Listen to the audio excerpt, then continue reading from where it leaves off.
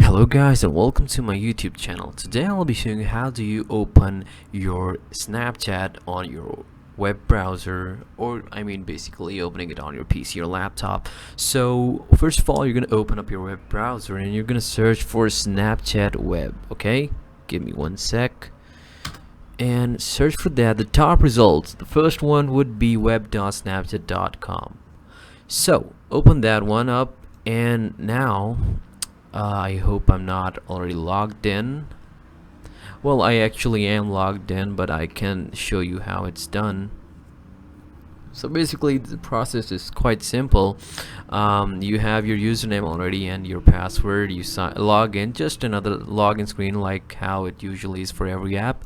You press login and now you're logged in. Now what you should know about this particular Snapchat, oh yeah, so it will give you a notification on your phone. So I'm just gonna quickly tap on my phone. So basically right now I'm seeing that are you trying to access Snapchat from a browser, and it's giving me the location and my device, and it's giving me two options, yes or no. I'm gonna press yes and it's gonna log me in. It says thank you for verifying on my phone, and it's logged in on my PC. So that is how you can open your Snapchat on your web browser.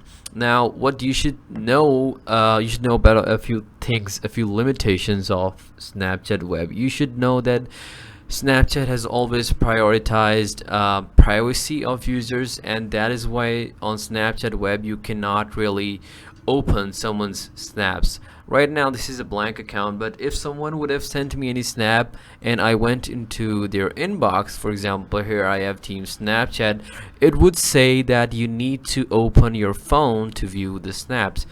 Other than that, if there is some chats, you can always chat on here. You can always send photos here, and you can also see the photos that they have sent you as chats before, but you cannot see the snaps. Okay, now another workaround would be to use an Android emulator. So basically you can download an Android emulator. I've used BlueStacks.